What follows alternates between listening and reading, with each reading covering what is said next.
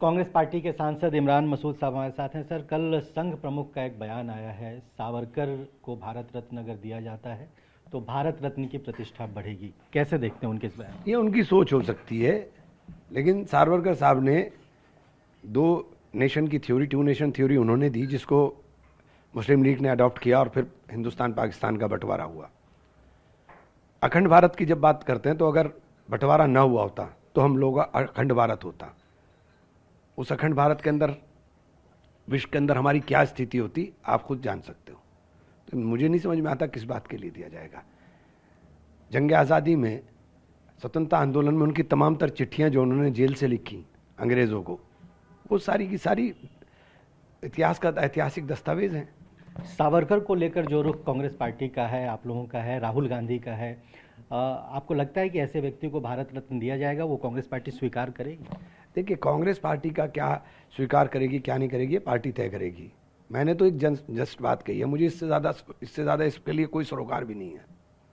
एक सवाल ये भी है सर, अभी कुछ दिनों पहले ये चर्चा थी कि क्रिकेट वर्ल्ड कप जो हो रहा है T20 का, उसमें पाकिस्तान भारत के साथ मैच नहीं खेलेगा।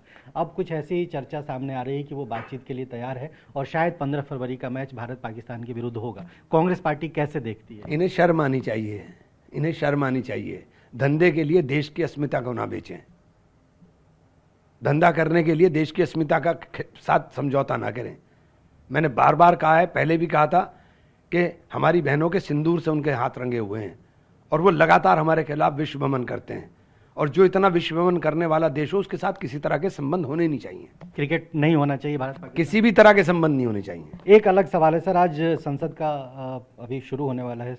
जो इंडो यूएस डील हुआ है, कांग्रेस पार्टी उसमें कई सवाल लेकर सामने आई है और सरकार की ओर से भी कुछ स्पेसिफिक इश्यूज हैं, जिसमें वाणिज्य मंत्रालय कह रहा है कि आप विदेश मंत्री से पूछिए, विदेश मंत्रालय कह रहा है कि आप वाणिज्य मंत्री से पूछिए। ये एक दूसरे पर टालते रहेंगे, क्योंकि इनको पता है कि इन्होंने देश बेच दिया।